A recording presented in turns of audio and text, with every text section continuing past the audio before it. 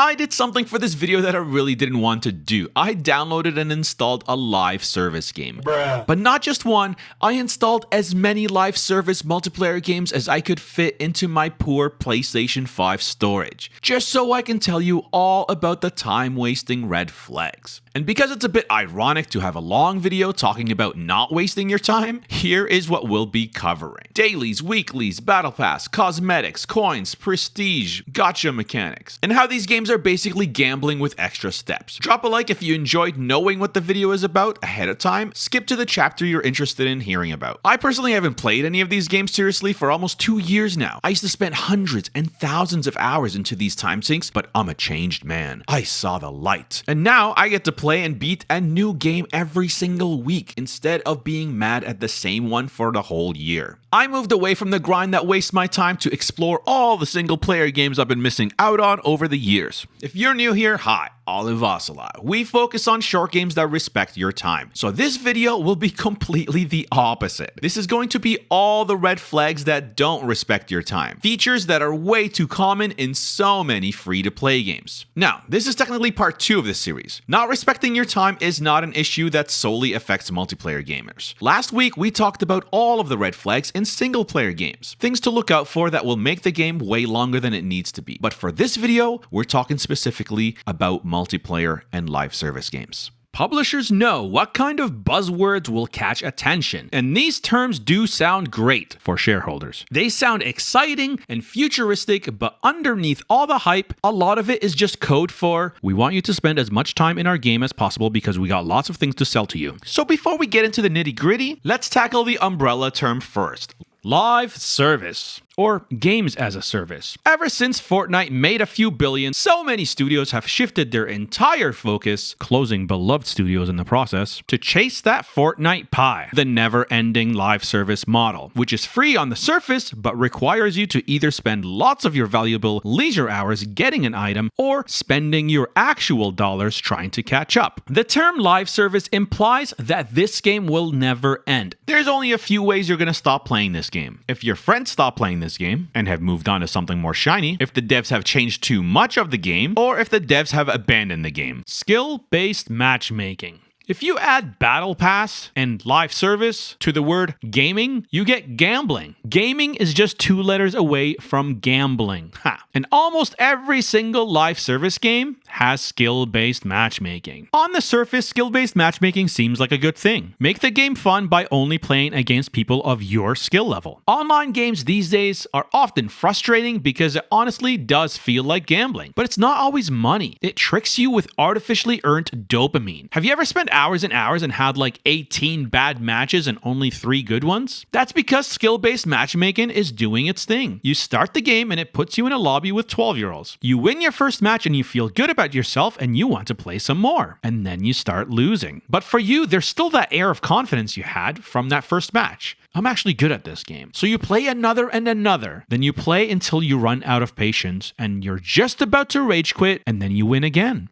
Still got it. What happened behind the scenes is because you had such a good match your first run, when they put you against newbies, the game decided you were way too good. And it put you in a way more advanced lobby with advanced players. But it kind of overestimated your skill level, and now you are the cannon fodder for the much better players. But it doesn't feel bad enough to quit. It doesn't feel that mismatched. So you stayed. But what the server was doing is trying to please those players some more by offering you as the sacrifice to the hardcores. Sometimes it does give you a bone and will put you back in the easy lobby so you don't quit the game. And that's how the cycle repeats. Easy lobby, hard lobbies, and then back to easy lobby to make you stick around. But you're not getting better. If this was healthy competition, you'd be beating the player that you lost to. But they're long gone. You just got moved down a level so you can feel better about yourself. This is an old gambling trick. Casinos wouldn't be as busy if you just lost all the time. They always throw a small win so they could keep you around longer. It's basically gambling with extra steps. But instead of your money, they're just wasting your time.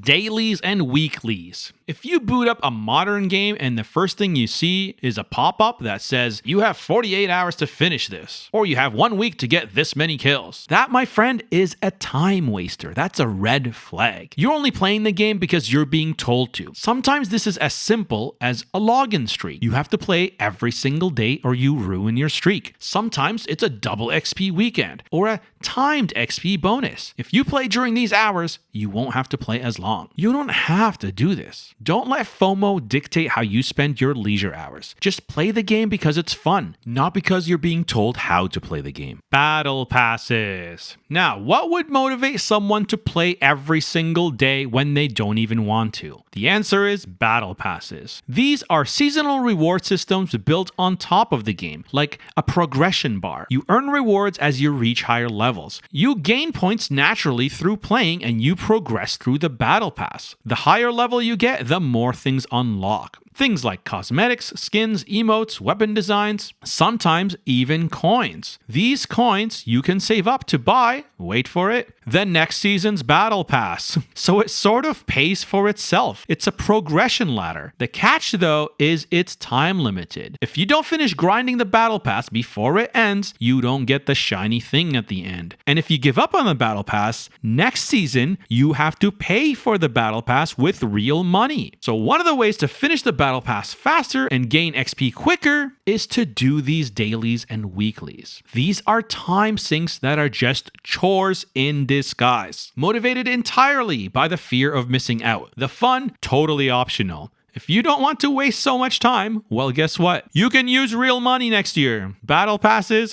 definitely red flag. These are your rib chips.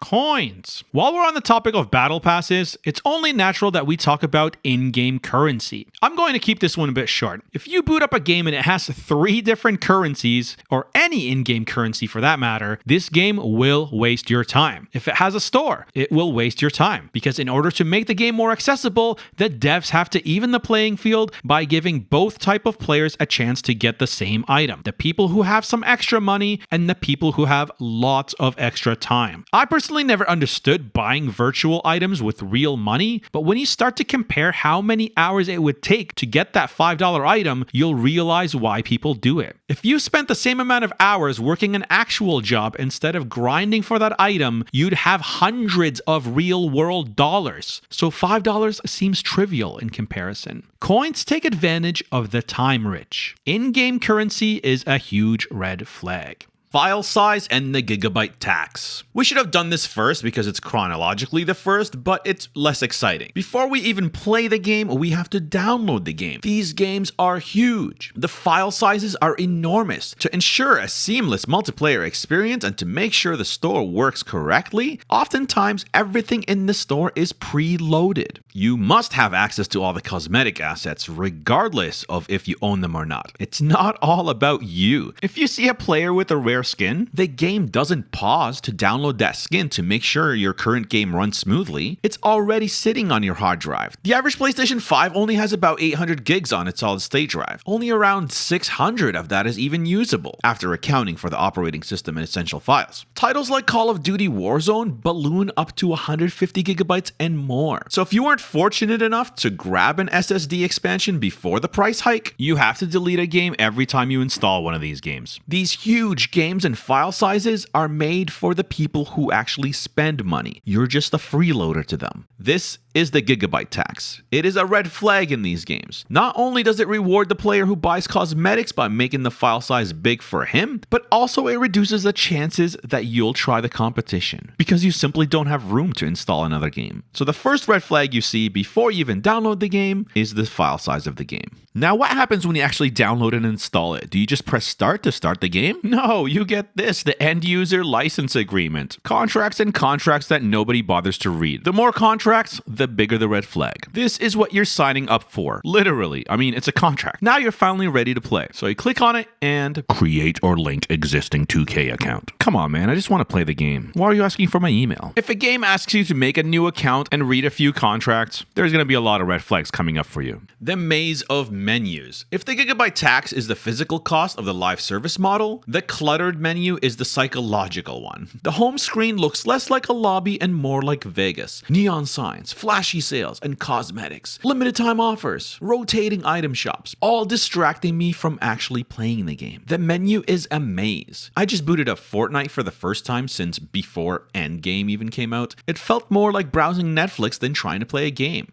Where is the simple press start button? It's a menu of menus. Once you click these, there are menus within these menus, because all these little icons are little games themselves. The first thing you see after booting up the game are pop-ups. Remember pop-ups? You don't see them as much on the internet anymore, but now they're in video games. And the worst is if it's not a proper console port. So you have to use your joystick to move the mouse cursor to press the X button to close the window. This is necessary friction. It exposes you to all their other offerings, which cost money. We often play these free-to-play games and ignore the ads. We don't think there's ads in these things. But just like in real life, nothing is free. Free things on the internet come with ads. Just like our next sponsor. I'm just kidding. For now. The game itself is the mall infrastructure. We just want to hang out at the mall with our friends and not buy anything. But the mall wouldn't exist if people weren't paying to advertise and sell things there. So this is the price we pay. Cluttered menus, business objectives over player experience. The devs realize that if a game is too easy to start and get into, you'll press start and ignore the store and all the microtransactions. By making the path unintuitive and confusing, they ensure they get the advertising to every single consumer. Gamer. Cosmetics. Okay, let's be honest. A lot of these red flags lead to the same thing, whether it's putting up with dailies just to grind the battle pass, collecting material, or even paying real money. The pot of gold at the end of the rainbow is usually cosmetics. We put up with all these things just to get shiny new clothes to show off. Virtual clothes. Imagine if you spent real-world hours working the same hours you spent grinding on that new fit. How many real-world outfits could you have bought if you had put in the same amount of hours actually working? Some of these virtual outfits cost over $100. Here's the challenge. The next time you start that new live service game, just keep the default skin. I dare you. If you get good, it is extra insulting to get beaten by someone with a default skin, rather than someone who's fully decked out in the latest virtual drip. This is FOMO at work. If you just choose to focus on the gameplay and ignore grinding for skins and cosmetics, you'll save yourself so much unnecessary wasted time. Let's see what's inside the Hedgemont box. See anything you like? Let's open one and see what you get. Sweet pull.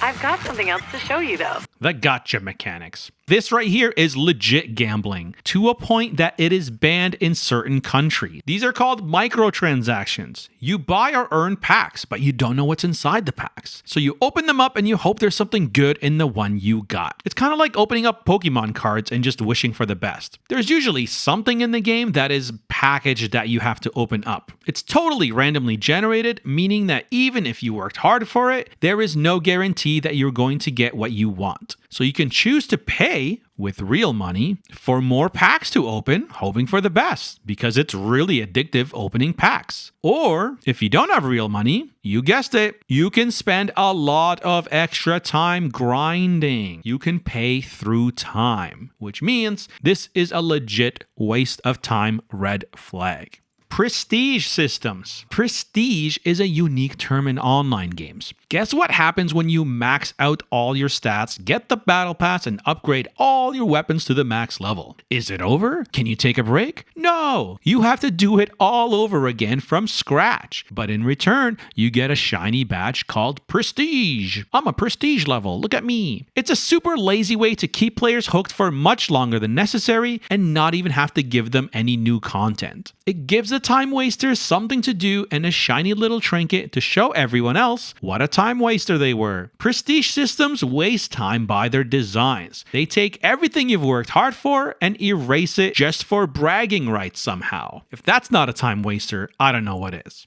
Ranked. Okay, I get it. Ranked play is the purest part of multiplayer games. Test your skills, prove your worth, and climb that ladder of merit. It is a system that at its core rewards your improvement with a tangible symbol of achievement. The higher you make it, the more you can show off next season with your badge or spray. So many people talk about the glory days of multiplayer game, mastering the 360 no-scope and all that good stuff. But with the current life service climate, the progression ladder resembles a hamster wheel. You grind, and yet you stay at the same level. The red flag is not the competition, but the ranked grind itself. Players will sink hundreds of hours, not just to improve and climb the ranks, but to avoid the randomness of matchmaking in the public lobbies. In ranked play, everyone is as competent as you, in theory, at least. The act of climbing that progression ladder is often not as a result of skill alone. You need resilience and, more importantly, a ton of time and luck. How many times have you spent 2 hours in ranked play only to move an inch, or even worse, be in a lower tier than when you first started?